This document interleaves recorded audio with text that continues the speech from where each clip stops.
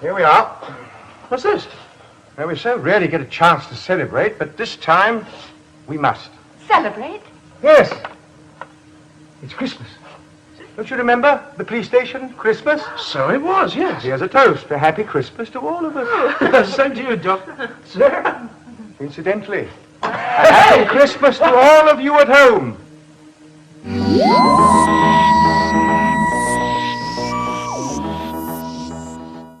Direction point! Direction point! A Doctor Who podcast network.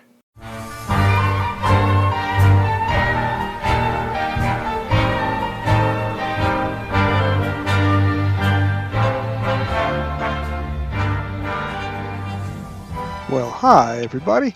Welcome back to Doctor Who Literature, the podcast taking you through the world of the Doctor Who novelizations put out by Target Books from 1973 onward in publication order. We're a member of the Direction Point Doctor Who podcast network. My name is Jason, and I'm your host on this journey, this very long journey. And incidentally, a happy Christmas to all of you at home, as somebody once said. Happy Hanukkah to all my fellow people in the tribe, and happy holidays and happy New Year to everybody. This is a very, very, very full episode. We are in April 1980. We are in the middle of Key to Time month, and this is the second of 4 straight Terrance Dicks novelizations that came out in 4 months, covering the last 4 Key to Time stories. We are up to the Androids of Tara. As I mentioned last week, there have been 2 novelizations of Stones of Blood and 2 novelizations of Androids of Tara. The principal focus of today's episode is the Terrance Dicks novelization from 1980, but I am very, very happy to feature an interview with Michael Stevens, the editor of the Target audiobook line, who commissioned the David Fisher audio novelization of The Androids of Tara, which came out as a Target paperback several months ago, and which has already been covered over on the Trap Point podcast. So my review and my other interview this week will be about the Terrance Dicks version. We also have friend of the program, Pete Lambert, back, and he's been on the show several times before. So this is a 2-interview episode. In terms of Doctor Who news, I am recording this on Christmas Eve, and we have heard that something is going to be dropping tomorrow with Neil Patrick Harris in it. This is presumed to be a trailer for the 2023 specials, being written by Russell T. Davies. You will probably have already seen whatever is going to be released before you hear this episode, but I hope it's very good, and we'll probably discuss it next time. Coming up first will be my interview with Michael Stevens. Thanks very much to Colin Brockhurst from the Vorp fanzine for putting me in touch with Mr. Stevens for this interview. And we talk a little bit about the Androids of Tara novelization, the David Fisher version, as well as other very, very good work that's being put out on the Target audiobooks, which I have had the pleasure to discuss from time to time on this program. We'll have the interview with Michael Stevens. We'll have some other Christmas-themed audio, as this episode is coming out directly on Christmas Day. We will have the interview with Pete Lambert, and we'll have my review of the Terrance novelization of Doctor Who and the Androids of Tara. Let's get to it. Hello, fellow time travelers, and welcome to the Doctor Who Target Book Club podcast, the only podcast to discuss, in story order, all the Doctor Who novelizations. My name is Tony Whitt, and every 2 weeks or so, I'm joined by a 2 to 3 person discussion panel, including our so-called expert who's been a Who fan since 1979. That would be me. We also get the views of intermediate, casual, and novice fans who either have never seen the show or who have never read these books until these podcasts, including Dalton Hughes and Alison Fitz-Seyfried. You can find us on iTunes, Stitcher, or wherever you find good podcasts, or even ones like ours. You're listening to the Doctor Who Literature Podcast. Enjoy your travels. So I'm very honored to be joined today by Michael Stevens, who has been the editor of the Doctor Who Target audiobook range for several years now, and this seems to me to be one of the dream jobs on the planet.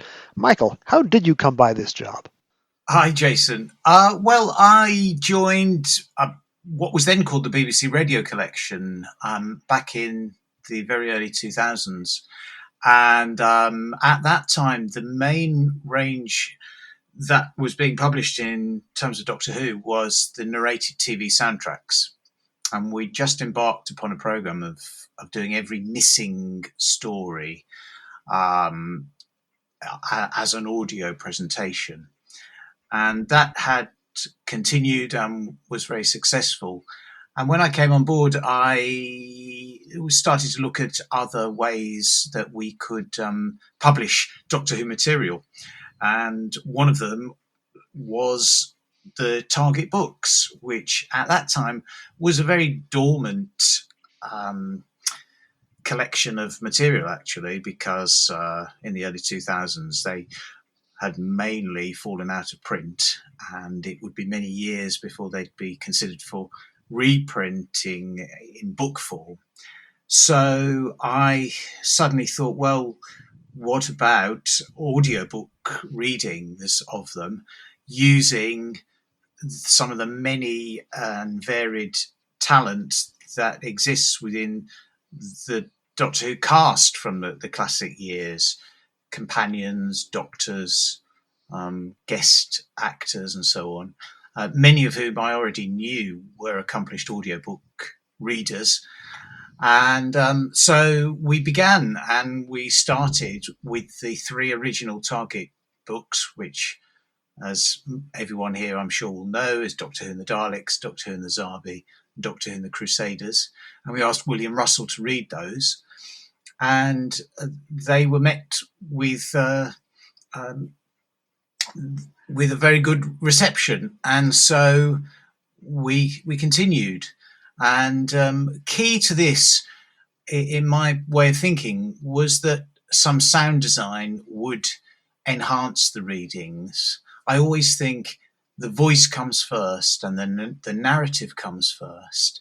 But particularly when we're looking at Doctor Who stories, there are certain elements that it's just lovely to have illustrated, whether that be the TARDIS landing, dematerializing, or the interior control room sounds, or indeed other, alien voices, alien landscapes, and so on. So Simon Power has been the key person who has sound designed pretty much all of these Target novelizations. So that's how we began, and we started to publish 2 titles every 2 months, and we haven't stopped since. So I think we started in 2005, and we're now in just at the end of 2022, and we have about another 2 years worth of Target books to publish. This is a very impressive achievement because, as you say, the Target books had gone dormant during the wilderness years, and there were other book lines coming out, first through Virgin Publishing and then through BBC Books, which essentially wound down when the new series reemerged. But the new series has now been with us for 17 years, and the Target audio book line has been going equally as strong, as you say, on a regular schedule for that whole 17-year period. So it's a remarkable achievement. And I'm sure we could talk about this for hours. And I have to say, when I first discovered these in the States at a time when I was not online with Doctor Who fandom very often, I didn't find out about these until 2007 when Doctor Who and the Silurians came out on DVD. And Caroline John mentioned in the audio commentary that she had recorded the audiobook of the novelization for Doctor Who and the Cave Monsters, which has to be one of the greatest books that I've ever read at any age. And not just Doctor Who, but one of the greatest books ever. So I paused the DVD, fell off my chair, ran to the computer, ordered Doctor Who and the Cave Monsters, and it was an absolute delight, not just to hear Caroline John reading Malcolm Hulke's words, but also, as you say, the sound design with the music selections are genius because they sound so much like the best of the classic series incidental scores, which were done by some of the great composers along the way. And the music would stick in my head for weeks afterwards, as much as the narration of the books, which I already knew and loved. So I am a tremendous fan of the work. Since we don't have a lot of time today, I want to just quickly jump into the book that's being covered this week on Doctor Who literature, which is Doctor Who and the Androids of Tara. So one of the nifty things about the range of books that you are overseeing is that you have a chance to do remixes and edits. So, for example, you were able to put out the original manuscript of Stephen Gallagher's novelization of Warrior's Gate, and that was read by John Culshaw, who is one of the great voice artists. And you did Terrence Dicks in March and April 1980 in back-to-back months put out 120-page novelizations of The Stones of Blood and Androids of Tara, both David Fisher books. And you were able to get David Fisher to come back and write new expanded novelizations of each of those stories, working on a slightly more generous timetable than Terrence Dicks had 40 years ago. How did the David Fisher books come to pass? Well, I think the first thing I should say is that for the most part, we have been very faithful to the original target line. But there have been just a few opportunities where I thought we could do something a little bit different and perhaps enhance upon the original novelizations. And these two books are a case in point.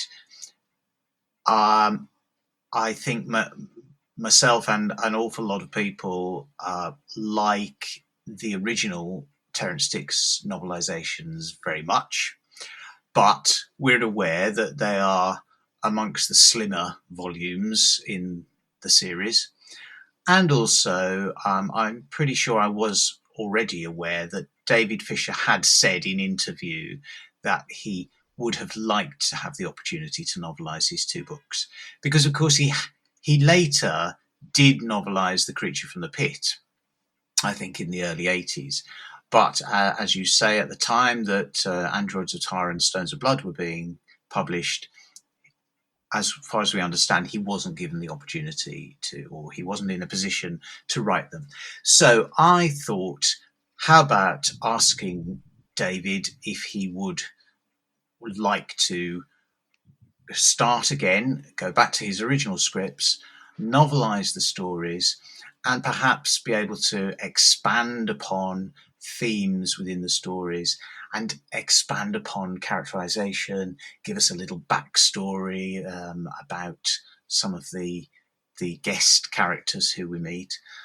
Stones of Blood is one of my favourite Doctor Who serials of all time, and so I was really keen to have David's own take on the characters within the story. So we started with the Stones of Blood, and David leapt at the chance. And he turned in a quite wonderful new novelization of The Stones of Blood, which, barring some editing, in the normal course of the way publishing works, we had an editorial conversation about certain elements within the book. Otherwise, David absolutely knew how to deliver a novelization that is witty, compelling, dramatic, and tells us the story that we saw on television, but with a little bit of extra detail added as well. So we did The Stones of Blood, and it was a great success. And pretty much as soon as we'd published that, I then turned to the Androids of Tara and asked David if he would like to do that one as well. And again, with very little hesitation, he said, yes, please. So I think that was around about spring 2011 when he was formally commissioned to write that. Interestingly, when David delivered his manuscript for the Androids of Tara, I said, thank you very much, and sat on it for a little while, waiting to find the time to read it. When I did read it, I suddenly had this terrible realization that he delivered a manuscript that was several thousand words shorter than we had asked for. And it wasn't apparent as soon as I got it, or as soon as I printed it off. So it was only, I think, couple of months later that I had to go back to Dave and say, I'm terribly sorry, but this is too short.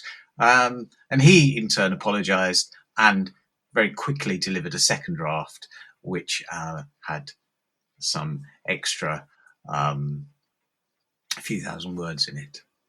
I can't tell you what. I can't remember which were the additional bits that he wrote. But again, I think you'll probably agree, is extremely witty, and he takes the opportunity to develop Taran society and tell us a lot about how that society developed, and gives us a reason why it is dependent upon androids in the way that it is. David Fisher, as a Doctor Who writer, it's hard to understate his influence on the show. Stones of Blood, as I mentioned on this program, is one of the things that set me off on a career in the law. I don't imagine too many people were influenced in career choices by the Megara, but I happen to be one of them. Having seen Stones of Blood on TV and bought the novelization of The Keys of Marinus, which has a long trial sequence in the same month, that I was 11 years old, but it set me off on the path that I'm on now, which is one big thing to credit Doctor Who for. David Fisher, when he got the chance to novelize his other two books for Target, being Creature from the Pit, which we're covering here in a couple of months, and then Leisure Hive, which comes up a little bit later. These are very imaginative books that, the TV story for Creature from the Pit is very much hampered by the visual look of the errato prop. That is not a problem that he has in the novelization. And to the opposite extreme, Leisure Hive, the visual look of the story sort of overshadows the plot, and he is able to set the plot back at center stage and tells a very different story than what was directed for television. So a very imaginative writer for TV, and equally imaginative when it comes to putting the pen to paper, so to speak. And let us not forget, he also did the original draft of what became City of Death, widely regarded as one of the greatest scripts of all time. And the core idea for the existing story certainly comes from him. What is the experience like of being one of the first people to read a brand new Doctor Who novelization for the first time after all these years? It's really, really exciting.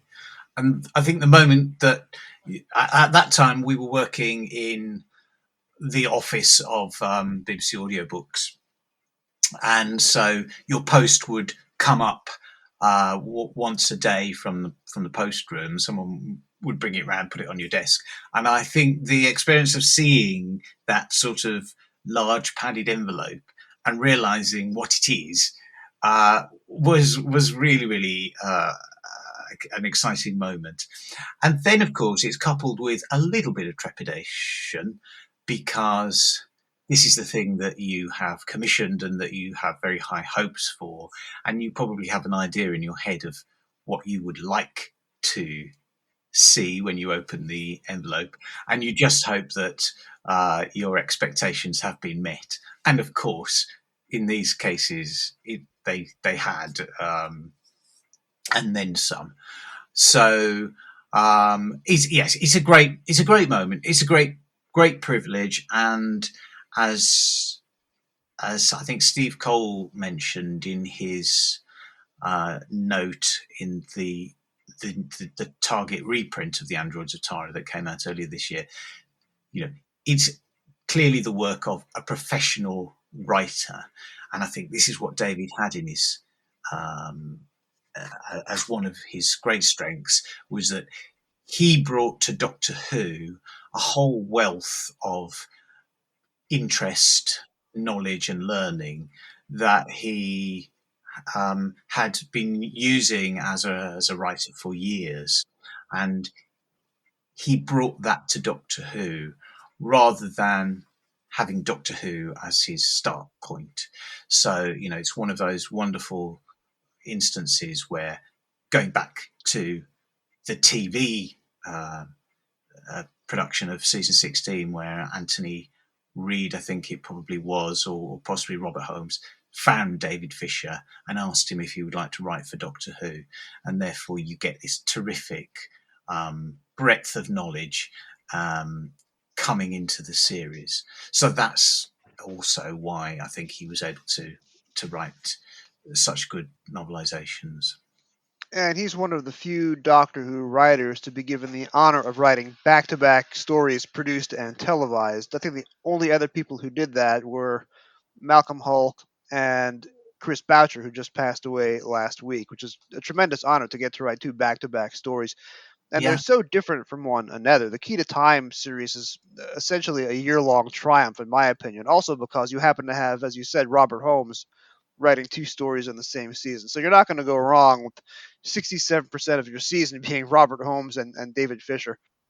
Well, I find it fascinating, both in the case of David Fisher and in Chris Boucher, that a rookie writer to the series was almost immediately asked to write a second script, and indeed, as you say, that they were consecutive in the series. I do find that quite incredible that the situation arose where A, that it was necessary, and B, that the script editors felt that they could put the trust in these new writers. And the other thing I think it's worth just saying about David Fisher is the way he brings female characters to the fore of his stories. He clearly has an affinity for writing female characters and an interest in female characters. So probably the Android Zotaro is the one where that's least apparent. We have Madame Lamia, who's a very sympathetic character. But in all of his other three stories, and indeed in City of Death with Madame Scarlione, is that really? Yes, that's right, isn't it? Madame Scarlione. Very, very strong and likeable and interesting female characters. Oh, yes. Amelia Rumford is especially played originally by Beatrix Lehman on TV, is just a tremendously witty and enjoyable role. And the great thing about Susan Engel in Stones of Blood is that she's playing a nominal good guy for the first half of the story and is playing a very, very lively villain for the second half. And she's equally delicious in both halves of the role. Yes.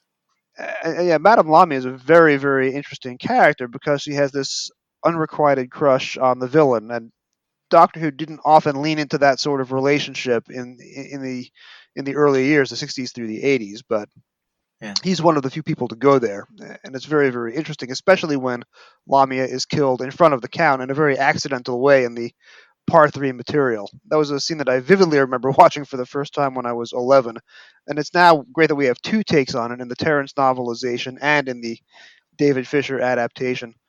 Yes, indeed. Yes. And again, there's echoes of that in City of Death, aren't there? Another Count and the woman who is fatally attracted to him. I had never made the connection between those two, but you're right. It is both there. They're both Counts. That's right. Yeah. How did you get David Fisher's son to write the accompanying essay for Stones of Blood? Because that's also a very polished and very fascinating essay, giving a look at David Fisher that a lot of us don't have. Well, credit for that must go to Steve Cole, because the afterword was written for the book reprint this year rather than at the time of the audiobook. So I can't remember whether I gave Steve any assistance in contacting the family. I don't think I did, actually.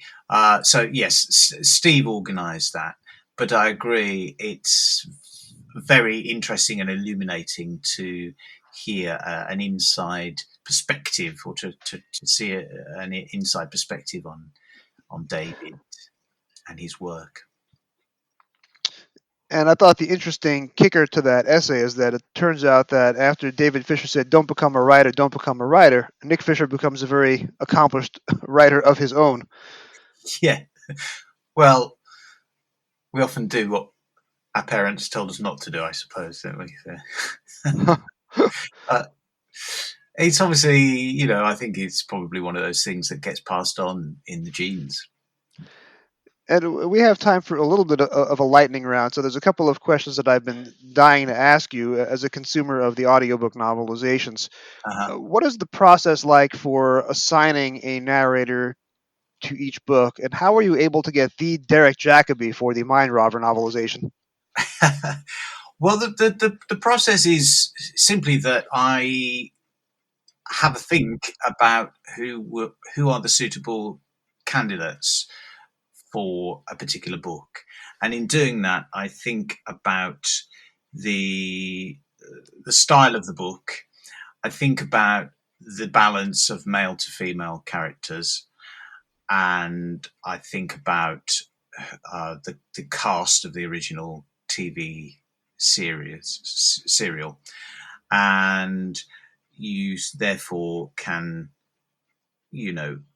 pretty much decide whether you want a male or female reader, because it's very much the case that if you give a female reader a book that has only male characters, they're having to work very hard at coming up with a range of different male characterizations when they're reading the dialogue.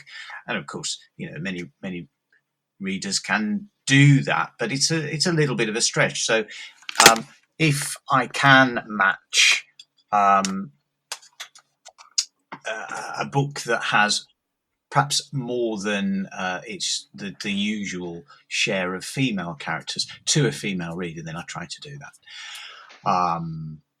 The way Derek Jacobi came to be assigned to the Mind Robber is that, as I say, at the time we had a large office and recording studio for BBC Audiobooks and Audio Go, and so I would, on a daily basis, bump into people in the corridor who were here to read a whole range of titles that had nothing to do with Doctor Who. So, someone might be in one studio reading a Catherine Cookson book, someone might be reading a P.G. Wodehouse, and so on and so forth. So you'd often see famous faces in the corridor.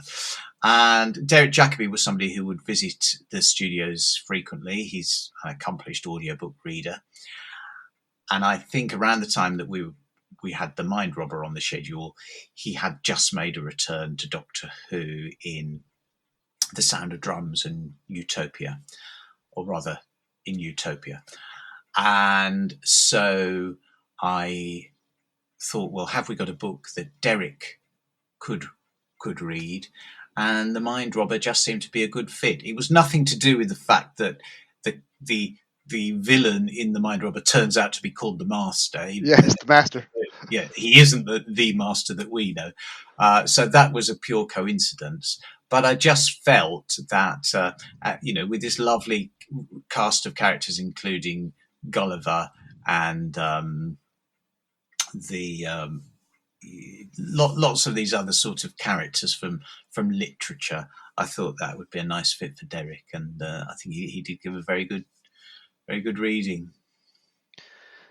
And you have also worked with a very large selection of talent from Doctor Who's classic years who sadly are no longer with us. So, for example, you recorded with Caroline John, who unfortunately passed away several years ago.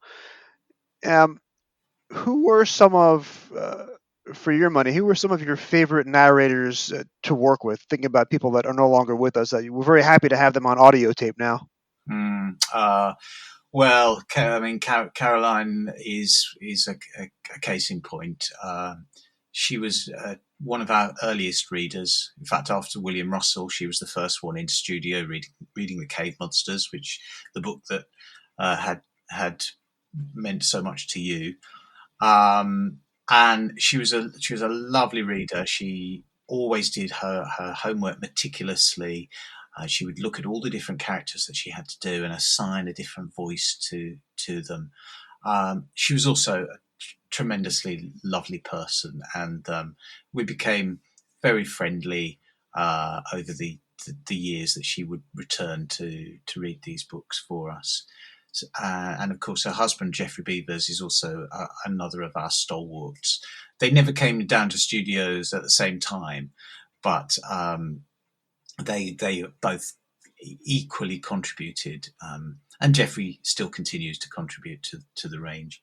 Others whom we've lost, well, one has to mention Elizabeth Sladen, who was also another great friend of the range, and but she had a lot of work on her plate with us reading Sarah Jane Adventures original stories.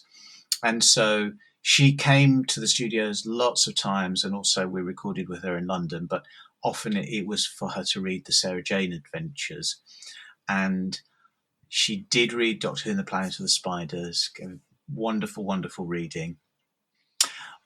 But subsequently, I would occasionally say, would you like to come and do a Target book? And she was flat out actually making the Sarah Jane Adventures in Cardiff. Yes. So I know the day would have come where she would have read more of the series, but sadly fate intervened and that wasn't to be.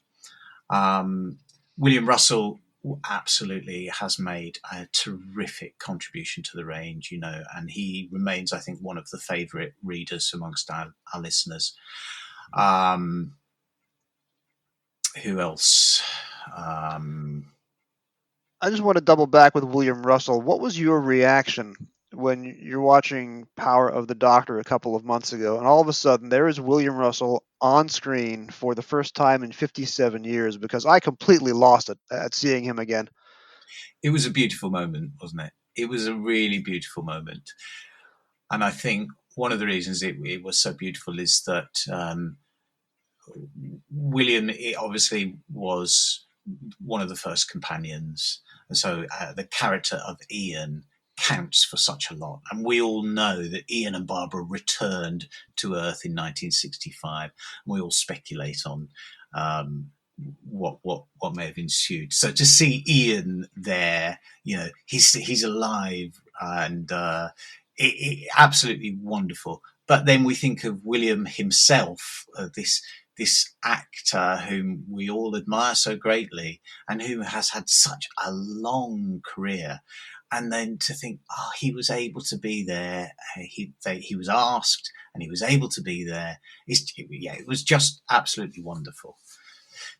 So we're very lucky, I think, to have him as part of the Doctor Who legend.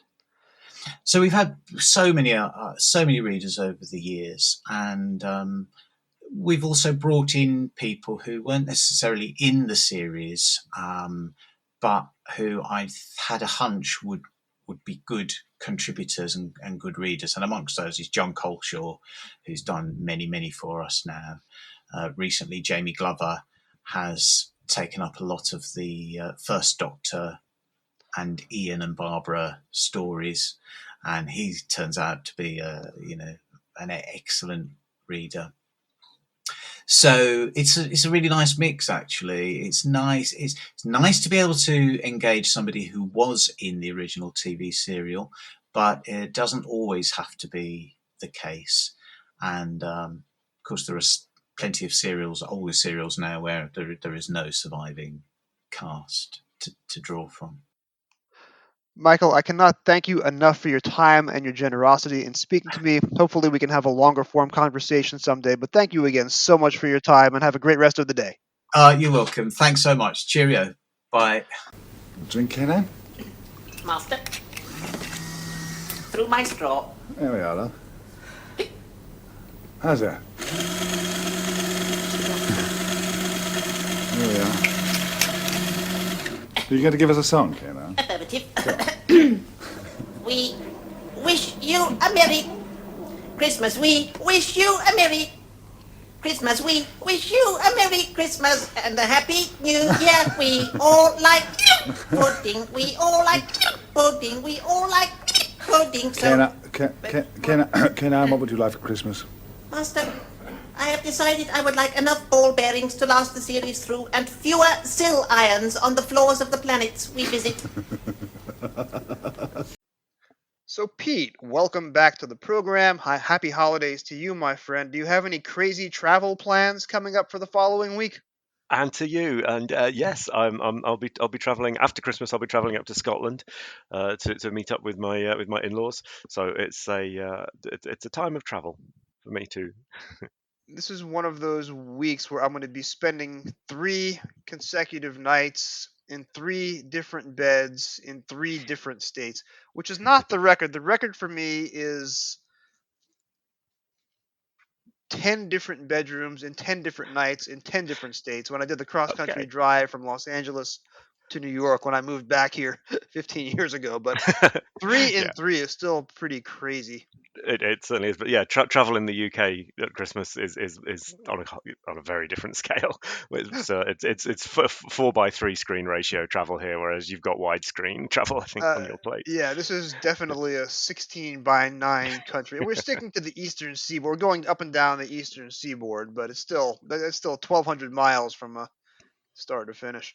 So the subject of this week's book is the androids of Tara, and I've already given some space in this episode to the David Fisher novelization of androids, which Hmm. came out about 10 years ago. But I will always have a warm spot in my heart for the Terrence novelization, and my review of that will come out in this podcast after I speak with you. But I wanted to talk to you first based on my recollection of your formative Doctor Who experiences, you probably would not have seen Androids of Tara during its original 1978 screening. That's right. Yeah, this is in that. This is a story from the last season of Doctor Who that I have absolutely no memory of myself, having watched as a kid. So I'm pretty sure I just didn't see it because my first memories are Destiny of the Daleks. And this is also a Target book that I never got around to getting during my Target collecting years. So reading it the past just recently for this has been my first ever reading of this book, this has been really fun to come to a Terrence Dicks book completely fresh. It's also a story I'm not very of all the stories of that season. It's probably the one I'm least familiar with because it was one of the last ones I saw. I don't think I'd seen it before the the DVD came out. So it was a bit of a final bit of the Tom Baker era for me. Whereas I know a lot of people who saw it at the time fell in love with it because of its whole Prisoner of Zenda magical sort of vibe. A few people are very fond of this one.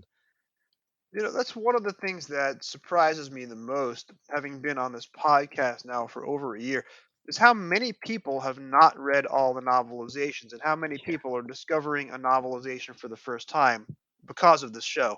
yeah, So I yeah. am definitely spreading the gospel. And I shouldn't say this on the episode that is releasing on Christmas Day, but I'm definitely spreading the gospel of Terrence. And for me, I think for me, because when I really got into Doctor Who, it was the beginning of the Davison era was when I became a complete fan, and I wanted everything to do with Peter Davison.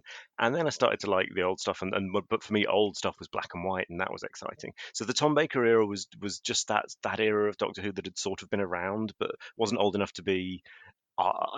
seemed like something from the archives, and didn't really get to the top of my wish list. Yeah. Now, in the States, we got our first DVD releases, and this is one of those weird historical tragedies. The DVDs that first came to the States, so Spearhead from Space, Robots of Death, The Five Doctors, Mhm. those 3 DVDs were released on Tuesday, the 11th of September, 2001, when we all had other things on our minds. Yes. So I started watching them later that week in a complete mental fog. And that was how we got introduced to the amazing DVD range here in the US. The following year, in 2002, we got a 6 disc box set of The Key to Time with minimal extras. So there was an audio commentary for each of the 6 stories. Mhm. There was the info text for each of the 6 stories. Richard Molesworth on the first 3, and Martin Wiggins on the back 3. And there may have been a couple of bits of, I know, like for Pirate Planet, there was a montage of film trims from location, but you didn't have, the full length documentary or the No. extras or a whole number of bonus interviews. These were pretty vanilla discs. I think it was an effort to do slimmed down, less elaborate DVD productions only for the US market. And that got discontinued after the Androids of Tara. So we got Key to Time on DVD before you guys, but it was a much diminished release. You guys didn't get the Key to Time box set until a little bit later, if memory serves me right. That's right. Yeah.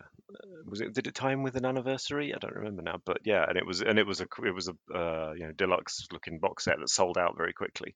And then they did a standard packaging version of it, I think, later. I might be wrong about that, but yeah, it was an impressive box set when it came out. I remember it was a big deal. I have the original, which I believe I finally either gave away or sold for a huge loss. And then I got the standard packaging version of the new Key to Time special edition. And I Right. bought that at the time of my pilgrimage, which reached Tom Baker in the summer of 2021, so about a year and a half ago. And that's a great set. It has the original audio commentaries from the US release, plus some new ones, plus new documentaries.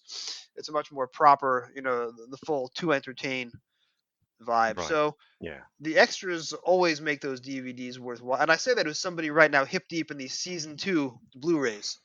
The extras are even better than the stories themselves in many instances. But I think Androids of Terra I didn't have much time for as a kid because all that stuff is not really red meat for an 11-year-old. You have a lot of, Mm. politics, sexual/relationship politics, witty Yeah. wordplay, and a And lot of and that nostal sailed over my head. Yeah, and it's a homage to this whole sort of 18th century adventuring with sword fights and things, which was never my bag either. So it just didn't have a draw for me as a kid for that to be one of the Tom Baker stories that I wanted to go into, because I want spaceships and monsters and hammer horror. But I can see the context on it now is nice. Seeing they'd spent out so many years doing hammer horror pastiches almost week in week out, to look around and say, well, what else can we do? Let's do a bit of romantic swashbuckling. And it's maybe not the best fit for Doctor Who. It certainly isn't something that you'd do permanently, but I can see why it was why they wanted to do something different. But Romana suffers the most from that, doesn't she, of being turned into a damsel in distress. uh, I don't know precisely when Mary Tam decided she didn't want to do a second series, but I can't imagine her her role in the plot of this story would offered her a big incentive to come back for more, being grabbed and dragged away on horseback. I think the part 1 cliffhanger to Rebo's operation, where she is screaming in terror at a limp rubber costume monster, is the moment that did her in. She didn't get off to a very auspicious start. And she and Tom Baker are so good, especially in the Yeah. back half of the season. But yeah, um, she stands up for herself I'll be playing an audio clip a little bit later where she's standing Mm. up for herself in the Count's dungeon. So she Mm. certainly is terrific with the wordplay. But Mm. I mean, yeah, I'm going to quote a little bit here from American author Michael Chabon. He says that all children know 3 things. All children know that all houses have chimneys, all monkeys eat bananas, all rockets are cigars with nose cones and tail fins. And I'm going to add to that a 4th thing. All children know the 3 Musketeers and sword fighting and running up and down spiral staircases fighting swords. However, what we don't know, especially here in the States, is what is Ruritania.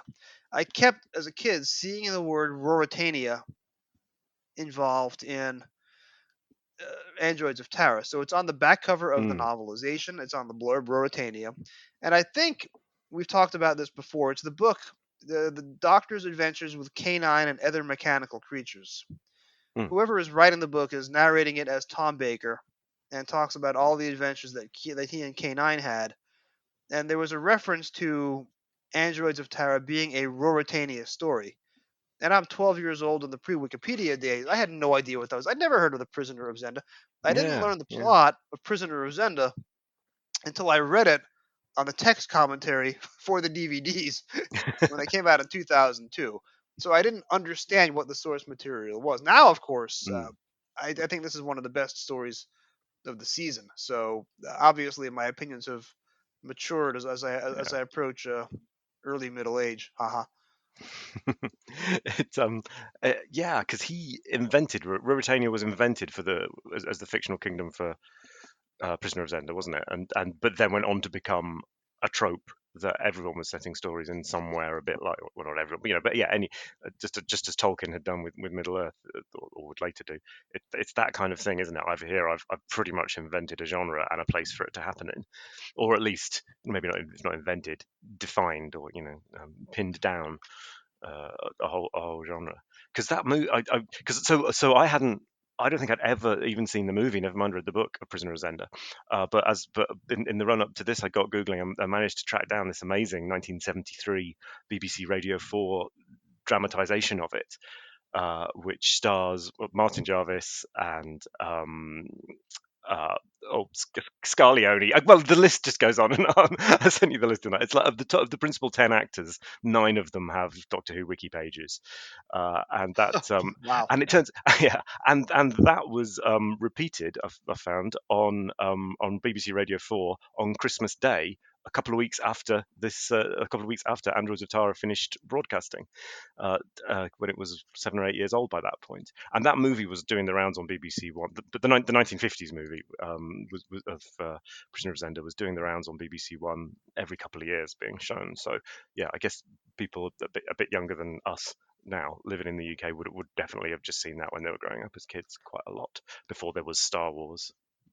And that's, of course, the gap between children in the UK versus children in the States. We would not have gotten either the 1950 movie or the radio dramatization.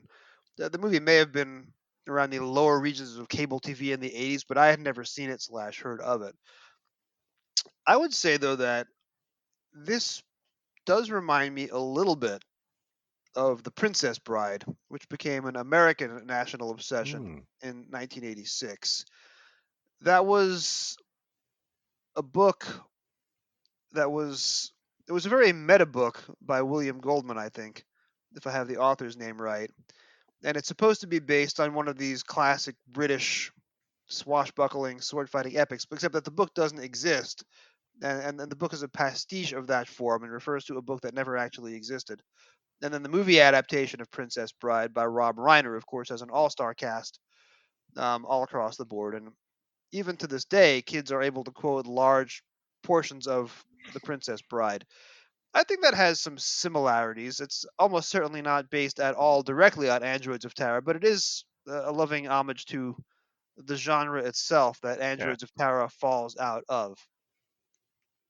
Yeah, it's that whole world of and that things can be. You don't have to apply the rules of reality to it. So the fact that people in Androids of Tara have got electric swords. Actually, that's really the only science fiction part of it. I'm not forgetting. Oh, well, and the androids, of course.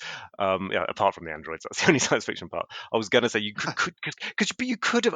While I was reading this, I was thinking, does this need to have been on an alien planet? This could have been set in a fictional 1800s kingdom of Europe where the key to time's presence has given them the ability to make androids. And I sort of went off down that train of thought with it, because is it the only one from that season where the key to time literally has no bearing at all on even on the environment that it's in?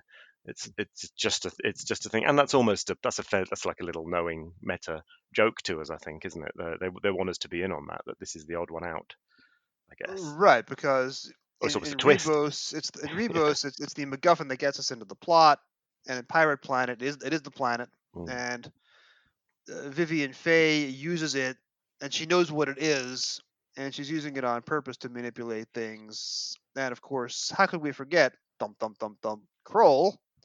Stay tuned next week for a lot more of that, people. And then, of course, in Armageddon Factor, the 6th segment is Lala Ward, which is a wonderful problem to have. But yeah, here Ramona finds it in 5 minutes, and then it just hides in a lab for the rest of the story. There is that one weird scene where Madame Lamia is testing the key to time, and in the novelization has the sense that it's a very important component to a larger whole. But that scene doesn't go anywhere and is never picked up on again. And that's her that little contextualization of it, of her opinion. That's added by Terrence Dicks, isn't it? There's nothing in the show that makes it look like she thinks that. That scene must have been added by Anthony Reed to remind the audience that the key to time is still there, because otherwise the segment is taking a month vacation between part 1 of this and part 1 of Kroll. But the Terrence acts as if it's a lot more important than it is. Yeah. Coming at it as someone who's not that familiar with the story, so I was reading the book, and then I had to flick to the wonderful Chakateya, I hope I pronounced it right, website that has all of the transcripts on. Yeah, Uh, Christie's and transcript site. Yes. yes, it's just a diamond of the internet. I've bought her the occasional coffee over the years. It's uh, it was fascinating reading bits of Terence and thinking, oh, that's pure. He's capturing a little Tom improvisation there, and then looking at the script, and actually that little line wasn't there. So some little stuff around the fishing bit. Just there's a line about incendiary moths being the reason why his scarf's on fire, and that sounds like exactly the sort of thing Tom would have put in rehearsal, but actually it wasn't in the episode at all. It's Terence riffing on Tom Bakerisms and coming up with some of his own that are just so natural. Because it's not that this is one of his. What you said in the previous episode, was it did he do 11 books in a year or something close to that? He was, I'm recording multiple episodes out of hmm, sequence for the holidays when I'll be away, but I think one of the episodes that I recorded last week, my guest and I counted down the books that he did. He wrote the 4 Key to Times books hmm. in 4 months. So they come out March, April, May, June. Stones of Blood, Androids, Kroll, Armageddon Factor. That's 480 pages of text. So that's basically National Novel Writing Month 4 months in a row. And I think he did 10 books for the year. So 1980, it was a 10-book year for Terrence. So then after that, 1981 hardly had any Target books come out at all. So I think this was the year. It didn't break Terrence, but it definitely caused a sea change in how the Target line behaved after 1980. Yeah, because this is when the period where he got people would be a little bit would comment on a lot of the you'd get people some reviewers saying, well, all he's done is gone through the script putting he said and she said, he's not done anything else to it. And with this one, that he's clearly doing more than that, but he's not doing a full on I'm going to look at this story and write the novel, because he knows that that's not what's being requested of him. It's to provide a record of the show. That's what the kids want. But it was, but then it's gone on to have a much more what's the word, florid rewrite by its original author. Exactly.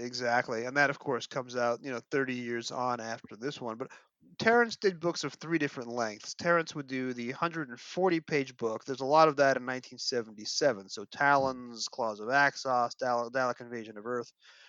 Most of his books are 120 pages like this.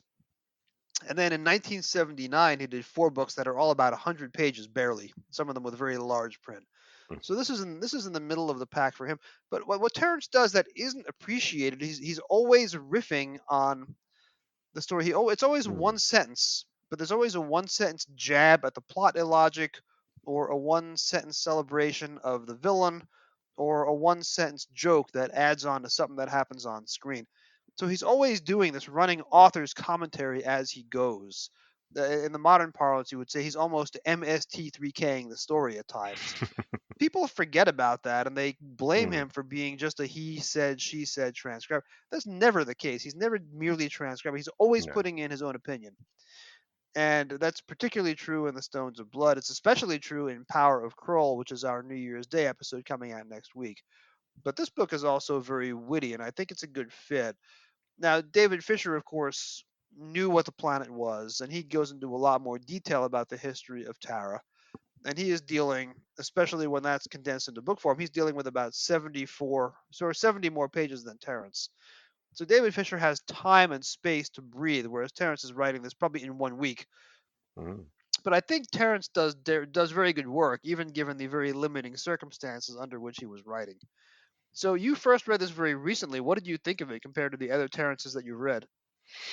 Yeah, I was impressed by how quickly I could read it, because I'm a very slow reader, but I actually found this one it just breezed through. I probably read it in not much more time than it would have taken to watch the TV story. Oh yeah.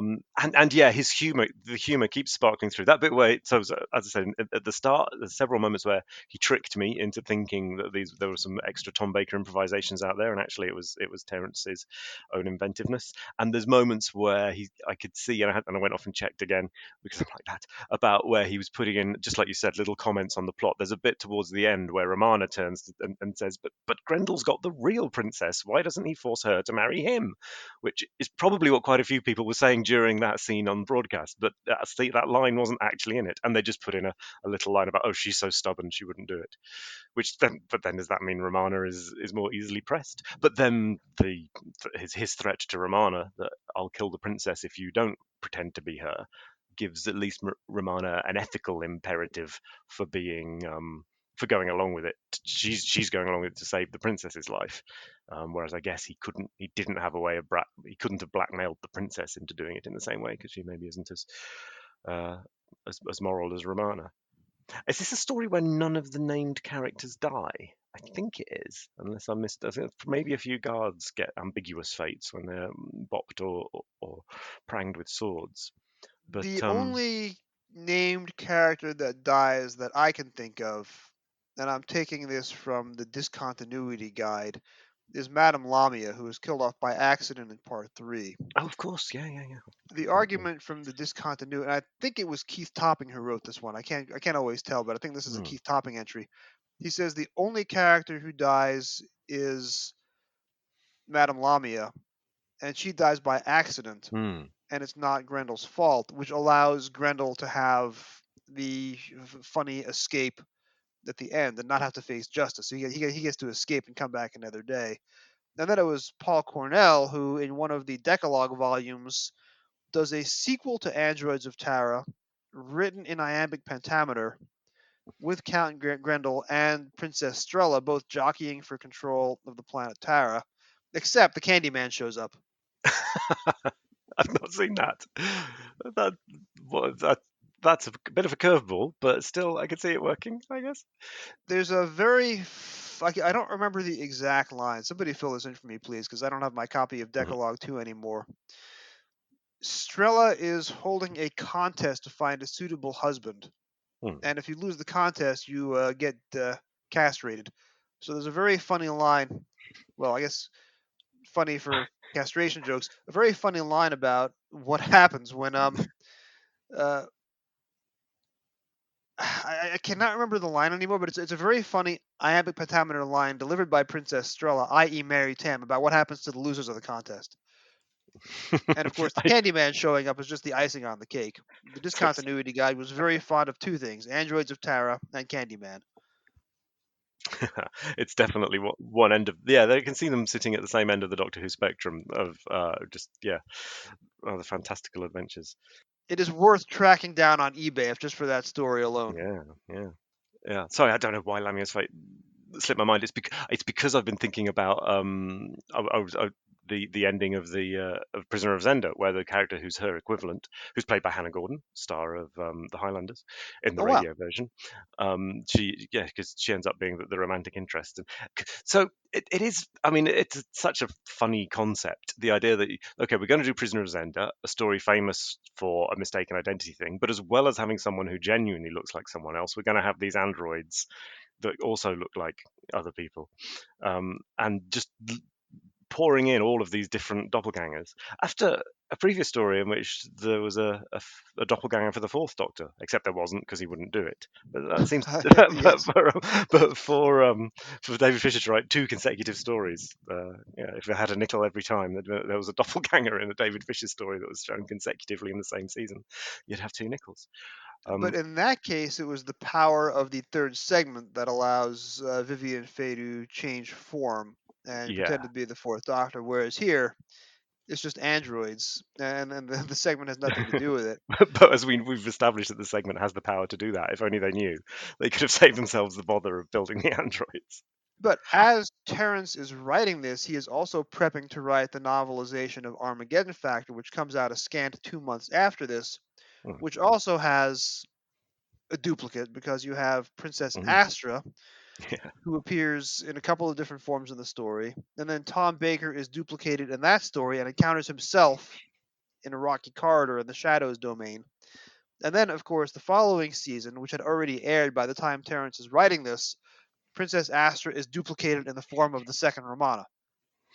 So there's so much duplication going on that Terrence, I think this is probably a Terrence invention and not taken out of the stage directions. Terrence decides that the two, Romana and Strella, are not identical and that they don't exactly look alike. It's only that on a planet of royalty, not everybody is going to know what the royals look like because they're rarely seen. So he can pass Romana off as a facsimile of the princess, but they're not identical. Whereas, of course, on television, they're both played by the same person. And it's a difficult one for Mary Tam, isn't it? Because she's already got this persona of so haughty and icy, and now you've got to play a princess who's just slightly haughtier and slightly icier. It doesn't let her do have fun doing a contrast, which is often doppelganger plots are created entirely to allow an actor to really go to town playing two characters who are complete opposites. But yeah, there's no room for that in the corner that this plot has to go to. Enemy of the World. It is still a distinct. Enemy of the World, of course. Yeah, it is still a distinctly different performance. She does. Mary Tam does do it differently, but she's not got much room to do that in. I remember being disappointed at how little Princess Strella actually gets to do. She doesn't have a whole lot of agency in the plot. She's only really in a couple of scenes. Spend most of the time in a dungeon working on embroidery. So if you had more time, you would probably want to rewrite this to give her a little more agency, because most of the script is just men debating with one another. And you get the sense that Strella would be a much better monarch than any of the men in the script. Grendel, Reinhardt. So that's possibly a missed opportunity. But we were having this conversation elsewhere, and again, I've done so many episodes in the last 7 days. In David Fisher's stories, the women tend to have more agency. Yeah, of course. You have Mina in The Leisure Hive. You have Adrasta and Corella in Creature from the Pit. You have Amelia and Vivian in Stones of Blood. This is the story, perhaps, where the women get the least to do because Madame Lamia doesn't make it to the end, and Princess Strella spends most of her time in a dungeon. But I would like to see the story that acknowledges that the women should be the real power behind the throne, and the only reason the planet is in such bad shape is because the men have taken everything for themselves. Yeah. And I know there's a little bit of pertinence to it being so it's a planet where there's recently been a terrible plague, and all the rich people have locked themselves away and are now trying to use androids and technology to do the things that previously the peasants used to do for them, which at the time. Pete. We're here to talk about the androids of Tara, not 2022. Okay. I'm just getting it all out of my system. But I imagine in the 1970s that was more of here's a way of not having to employ lots of extras to be the townsfolk, because there aren't that many left. Terrence, I think, was very well aware of the budget cuts, and he even says that Tara has a curiously deserted feeling. That is probably not a David Fisher stage direction that he's putting in prose. That is probably his observation. Why is this planet so empty? So he says curiously deserted to excuse the fact that there's never anybody in any scene. Even the castle coronation, which should have thousands of people, has about 4. So this is going to be a shorter interview because I'm leaving in a very short while. But I want to quickly get a lightning round of 20 questions in with you. You know the rules. You know how to play. Let's see if you can guess with question number 1. Is it a black and white era story? It is not a black and white era story. So the 1960s falls away. Question number 2. Would have been good. That would have been easy for me. Is it an Earthbound story? It is not an Earthbound story, which eliminates probably about 60% of it. Is it a 21st century story? No, it is not a story made in the 21st century. Question 4. Is it? I'm going to go there. Is it Resurrection of the Daleks? No, it is not Resurrection of the Daleks. Just remember, our story is not Earthbound, and Resurrection of the good Daleks grief! Oh, I've thrown one away. You know what? Because this is the episode coming out on December 25th, I'm going to do you a solid. I'm going to give you a do-over. Is it Revelation of the Daleks? I just decided question 4 is going to be a random punt. Basically, that's what I've just decided before going into it. No, question 4 is not Revelation of the Daleks. Question 5. Okay, question 5. Is it a 1980s story? It is a 1980s story. So Okay. question 6 is where you have a chance to tie Conrad for the all-time record holder. You'd have to have a wild guess to get it right, but give it a shot. Question 6. Okay, I'm gonna do it. Is it Paradise Towers? Holy mackerel! It is Paradise Towers. No, is it? You tied Conrad. Now there's an asterisk. You really asked 7 questions, but because it's a Christmas miracle, I gave you Okay. question 4 do-over. That gives You are him now an with edge. an but asterisk. You now have a piece of Conrad's throne. However, how on earth did you come up with that? I literally picked a story. I've said a Davison. I've said a Colin Baker. So I thought the first Sylvester McCoy story that isn't set on Earth that sprung into my mind was Paradise Towers. It is Paradise Towers, a 425-minute episode starring Sylvester McCoy, broadcast 5 October through 26 October 1987.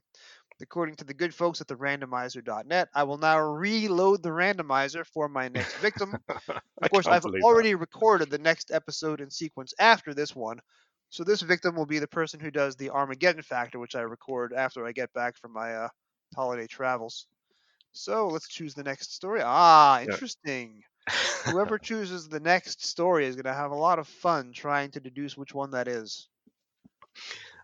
I still can't believe that I took 2 random punts on that game and one of them worked after having had a really good strategy last time and I think I did quite well last time. Can't remember, but wow. You did better than me when I was the guest on this show 2 episodes ago for the Invasion of Time. I got it an 8, which is decent, but not close to the record. Mark has this theory that he's going to play an opener. He's going to always do a random guess on the first one because if he gets it right the first time, then he's the all-time record holder and nobody can ever beat him. But his opener is the Visitation, and it's never been the Visitation yet. You with that random guess, that was amazing. Now again, Conrad, we love you. Conrad, you are still the champion because you got it in 6 without an asterisk, and Pete has an asterisk. But Pete is definitely the co-champion. You are the android duplicate. I'll settle for that. Yes, I'm a replica of a champion, which is that's fine by me. All right, I got to get out at this point. We are about to take off for the holidays. Happy holidays to you, my friend. We're going to book your next appearance as soon as we turn off the recording. I will speak to you very shortly.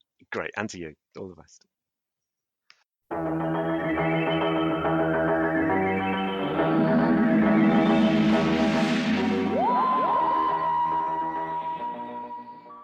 Doctor Who and the Androids of Tara, written by Terrence Dix, televised as The Androids of Tara, teleplay by David Fisher, televised in November and December 1978, published in April 1980.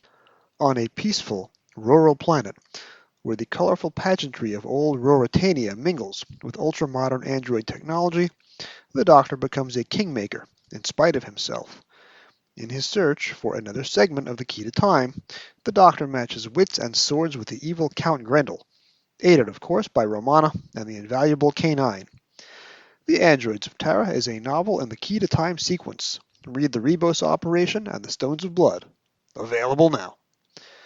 The Androids of Tara is a very subtle story, and something very rare in mid-1970s Doctor Who. It's got only light sci-fi elements. It's a Key to Time story in which the hunt for the key is a complete non-factor, and it's more about sex than any other Doctor Who story since the Romans. The plot is nominally about a dim-witted prince and a scheming count jockeying for both the throne of the planet Tara and the hand of the princess. Nothing that requires the space-time vortex, a regenerating alien with 2 hearts, or a robot dog, but there are androids and laser swords to make it feel like something resembling a Doctor Who story. And it's tremendously witty, with one of the few villains in Doctor Who who's acknowledged to have had romantic liaisons, so to speak, with another character. Aren't I a lucky man to have 2 such beautiful women as my bride? Apparently your staff doesn't agree. Well, she's prejudiced, my dear, just because I once showed her a certain courtesy. That's the trouble with peasants these days. They don't know their place anymore.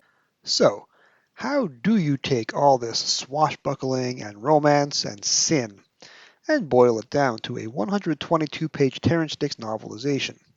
In 1980, a year in which he wrote 10 books in 12 months, and theoretically wouldn't have had a lot of time for nuance. An atypical, clever, and subtle story like Tara wouldn't really seem to fit neatly into Terence's usual formula, would it? And as is usual for Terence, he doesn't have much space to embellish the story itself, so he doesn't add backstory to the Taran characters, other than what was already embedded in David Fisher's dialogue. Fisher, of course, later wrote his own novelization of the androids of Tara, as Michael Stevens told us about earlier in the program, which fills in Taran history, but all that is 4 decades away when this book comes out in the spring of 1980. Where Terence makes his living instead is in the margins. He's got a limited page count, so he can't embellish much, and he's working from the camera scripts, and therefore doesn't have access to all the rehearsal changes and Tom Baker in-studio ad-libs. So we're missing, for example, My Hat is on Fire, as well as Count Grendel's TV parting shot, Next Time I Shall Not Be So Lenient.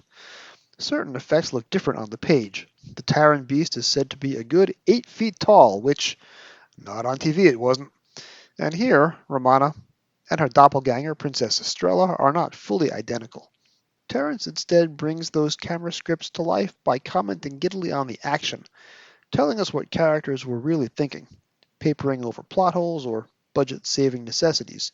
Tara, populated on TV by about 9 speaking roles, has a curiously deserted feeling.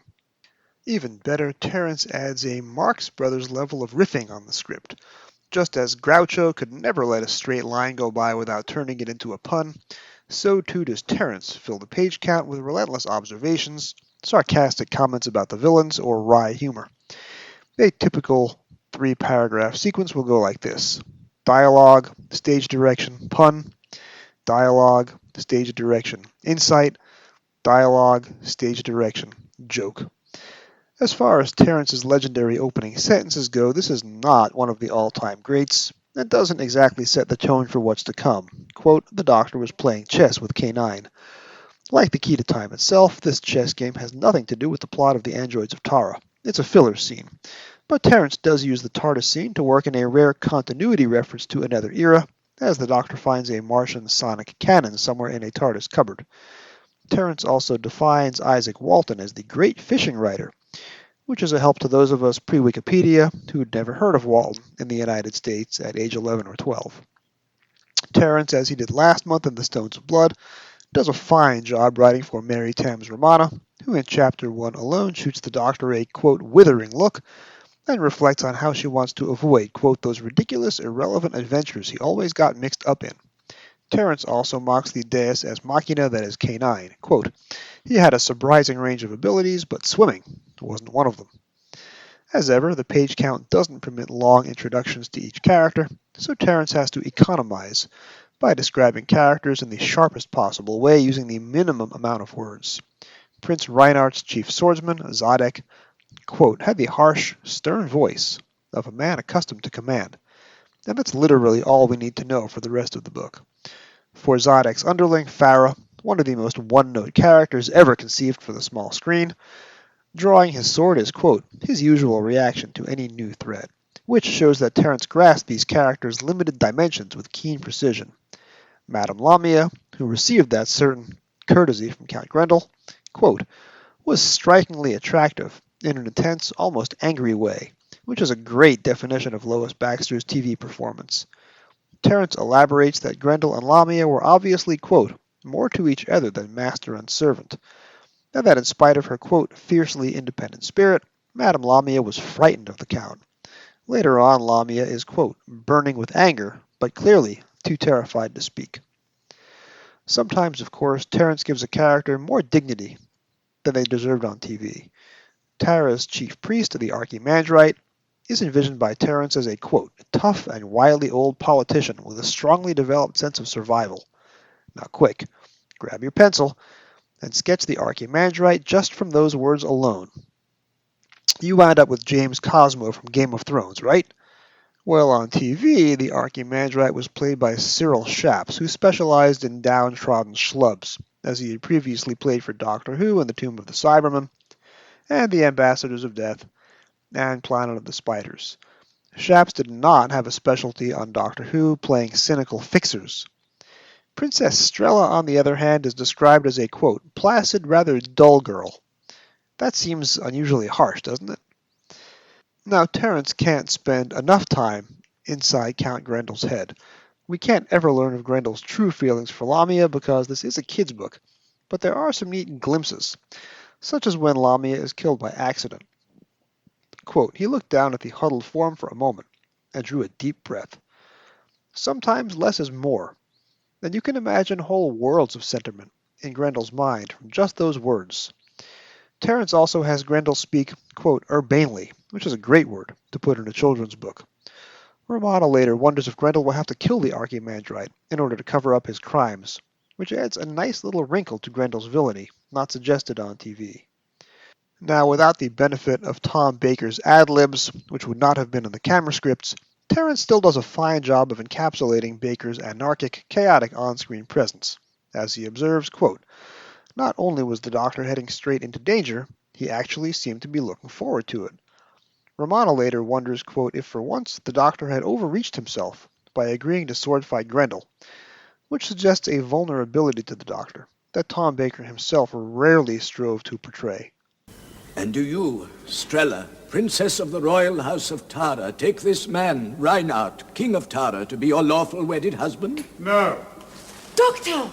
No, she doesn't. Hello, everyone. Sorry I'm late. If there's something I always enjoy, it's a good wedding. Isn't that true, Romana? Now, listen. Have you got to the bit where you ask them if there's any just cause where they shouldn't be joined together? You seem to make a habit of interfering in my affairs, Doctor. Yes. Yes, I do, really. Well, you've done it for the last time. Stop! This is solemn ceremony! Not anymore, it isn't. Stop! Leave him, leave him. He's mine. Defend yourself, sir.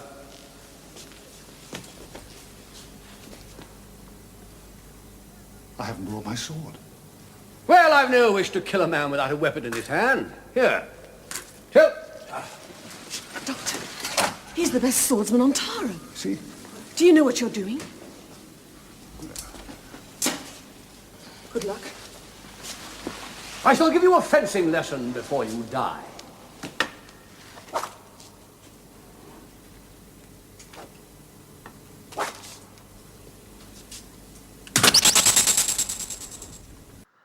There are some dangling moments, crying out for more elaboration, which never comes, though. Lamia senses that the fourth segment of the Key to Time is part of something important, but this is never picked up again. We learn that Grendel's sergeant, Kirster, has carried out other murders for his master, but that revelation comes late in the day, and is just begging for any sort of illustration. Kirster in The Androids of Tara on TV is even more one-dimensional than Farah. But at the end, Terence has the Doctor pay tribute to Grendel's villainy. Quote, he raised his blade in a swordsman's salute, with a kind of reluctant admiration for Count Grendel's consistency. All in all, he'd never met a more thoroughgoing villain in all his lives, which is a wonderful tribute from the author who co-created the Master, who commissioned still with us monsters like the Silurians and Sontarans, and who ghost-wrote the second ever Ice Warrior story and commissioned two others. Terence will not be saying generous things about the inept villains in the next two Key to Time books. At the end, the Doctor admires the, quote, pleasingly romantic conclusion to the entire adventure. You can tell when Terence likes a story and when he doesn't. Even when he's dashing off a 122-page book in just 3 weeks, this one, it would seem, is probably one of his favorites that he himself didn't write or ghostwrite or commission. And he doesn't waste a word. Next time on Doctor Who Literature, our Key to Time mini-season continues with the next Key to Time story in the line. Kroll rose from the deep to protect us, his people. Let us give thanks to Kroll. Thump, thump, thump, thump. Kroll. Thump, thump, thump, thump. Kroll. Yeah, I'll be doing a lot of that next week. Apologies in advance. My guest next week is a 3-podcast legend and a very, very busy man, gracing Doctor Who with his presence for the first time. So join us, won't you, as we discuss Doctor Who and the power of Kroll. Thump, thump, thump, thump. Sorry. Not sorry. Thank you for joining me on another episode of the Doctor Who Literature Podcast. Special thanks to my special guests this week, Michael Stevens and Pete Lambert. This podcast can be found on most of your podcast apps of choice. You can find all past episodes at anchor.fm/DoctorWhoLit. It really helps if you rate 5 stars and subscribe.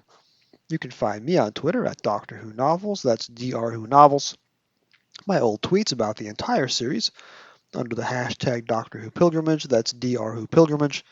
My current Twilight Zone watch-through under hashtag TZ Pilgrimage, and on email at DoctorWhoLiterature, that's drwholiterature@gmail.com. Please drop me a line with your comments, questions, and suggestions. Thank you for listening, and whatever you do, keep turning the pages.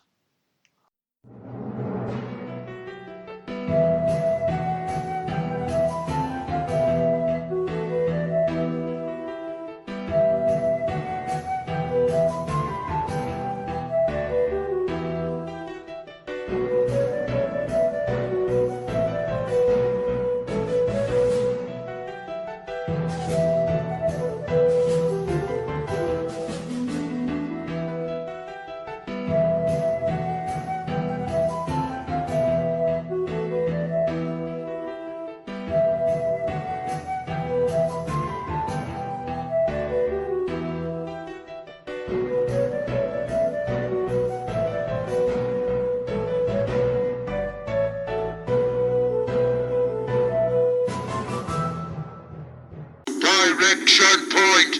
Direction point! A Doctor Who podcast network.